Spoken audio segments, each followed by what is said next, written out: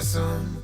I've gone down to old rock bottom. Fala, meus amigos, tudo bem? Hoje vou gravar aqui mais um vídeo para vocês.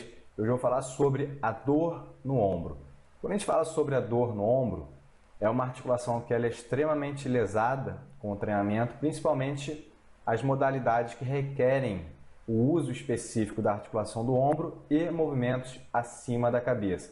Ou seja, pessoas que realizam a abdução do ombro, em movimentos mais completos que vão acima da cabeça, podem apresentar uma maior probabilidade de desenvolver dor na articulação do ombro, tá? Então, quando a gente fala sobre as articulações mais lesadas, ombro, lombar, joelho, são as articulações que mais sofrem acometimentos pelo treinamento, tá? Pela prática esportiva.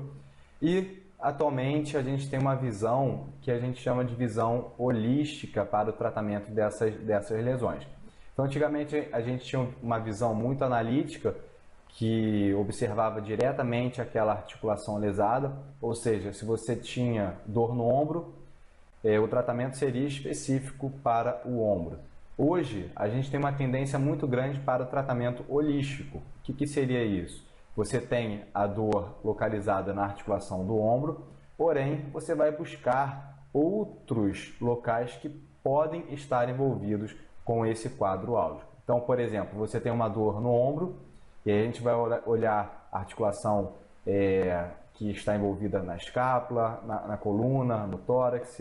Então, você ter esse olhar mais global é extremamente interessante, principalmente quando a gente pensa em tratamentos mais efetivos. Às vezes, o olhar analítico, você faz alguma conduta para reduzir aquela dor.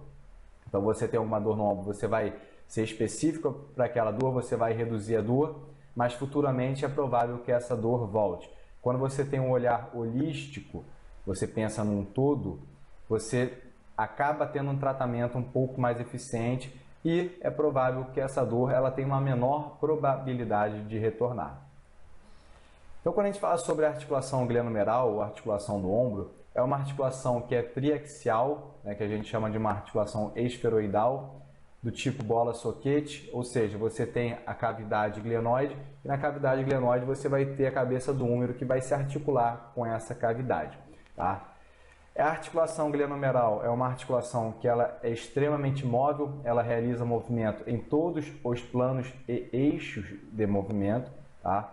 É uma articulação triaxial, porém, mesmo ela apresentando tantos movimentos, ela acaba sendo uma articulação que a gente chama de uma articulação com uma certa instabilidade, porque a cavidade glenoide ela é uma cavidade rasa, então a cabeça do húmero ela não se encaixa com tanta perfeição, com tanta congruência na cavidade glenoide e por esse fator a gente tem ali uma certa instabilidade dessa articulação. Então é uma articulação que ela apresenta um grau de movimento, um grau de liberdade muito grande, mas ela apresenta uma certa instabilidade, tá?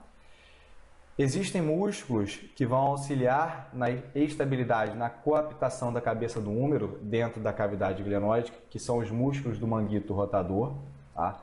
Então, por isso que é tão importante os músculos do manguito rotador estarem com a sua função preservada, porque são eles que vão auxiliar na coaptação da cabeça do húmero na cavidade glenoide, que é uma cavidade rasa, tá? Então, você tendo função do manguito rotador preservada, já é um fator aí que aumenta a estabilidade da articulação glenohumeral. Um fator importante é que, como eu disse para vocês lá no início, pensar de forma analítica, ou seja, só na articulação glenohumeral, pode ser um pouco limitado, porque nós temos aqui, por exemplo, a cintura escapular, que é um conjunto de articulações, tá? Que para que todas funcionem de uma forma ideal, o ideal é que todas tenham sua função preservada, tá? Então, por exemplo, nós temos a externo-clavicular, escápulo-torácica, acrômico-clavicular e a glenohumeral. A gente vai ver que para que a glenohumeral tenha uma boa função, ou seja, tenha o seu movimento adequado e preservado, tá? Sem gerar dor ou quadro álgico, a gente precisa de uma boa função da acrômico-clavicular, a gente precisa de uma boa função da escápula torácica e a gente precisa de uma boa função da articulação externo-clavicular, tá? Então, esses segmentos eles estão relacionados. Para que um tenha uma boa função, o outro também tem que ter uma boa função para que todo o sistema tenha uma boa função. Tá? Esse aqui é o ritmo escapulo-humeral, que representa essa relação direta entre os segmentos. Tá? Nesse caso aqui, mais específico entre a articulação escápulo-torácica, tá? Que é uma articulação funcional, ou seja, é uma articulação que não tem articulação de osso com osso. Tá? A escápula ela é conectada ao tórax através de músculos, tá? De tecidos moles. Então, é uma articulação que a gente chama de articulação funcional. Essa articulação escápulo-torácica ela apresenta uma relação direta com a articulação glenohumeral. A gente vai ver que a escápula ela realiza diferentes movimentos, tá? De elevação, depressão ou abaixamento, rotação superior, rotação inferior, protração e retração. E esses movimentos eles devem ter a sua liberdade preservada. Se você tem alguma aderência da escápula, a escápula ela começa a influenciar na movimentação da glenohumeral. Então, o ritmo escápulo-humeral é um ritmo que é relacionado com a articulação escápulo-torácica e a articulação glenohumeral. A gente chama esse ritmo de um ritmo de 2 para 1. Tá? Então, por exemplo, quando você tem ali 180 graus de movimentação da articulação do ombro, de abdução do ombro, em tese, 120 graus é da articulação glenohumeral e 60 graus é da articulação escápulo-torácica. Ou seja, durante o movimento de abdução do ombro, você também tem a rotação superior da escápula. Se você não tem esse movimento de rotação superior da escápula, o movimento de abdução do ombro ele fica prejudicado. Porque, como a gente viu, 120 graus é da glenohumeral e 60 graus é da escápula torácica. Então, se você tem alguma aderência, se você tem algum bloqueio na escápula torácica, esse bloqueio vai refletir na articulação glenohumeral. Então, a articulação glenohumeral vai ficar prejudicada porque a sua escápula torácica não está funcionando bem. Ela tem alguma aderência que impede esse movimento de rotação superior. Então, se você não tem esse movimento de rotação superior, o movimento da glenohumeral ele fica prejudicado.